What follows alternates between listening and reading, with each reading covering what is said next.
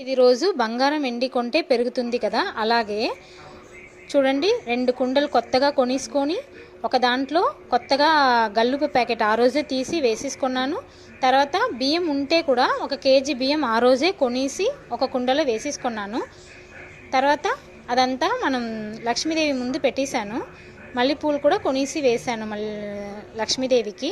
తర్వాత ఆ రోజు పసుపు కుంకుమ కొంటే మంచిదని అది కూడా కొనేసి పెట్టాను.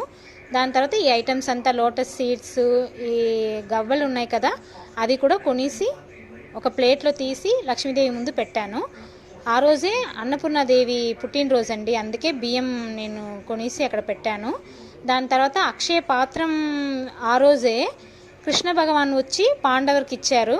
అక్షయ అంటే ఏంటి, అలా పెరుగుతూనే ఉంది అని అర్థం కదా, అందుకే ఈ కుండ తీసుకొని నేను అన్నీ వేసి పెట్టానండి.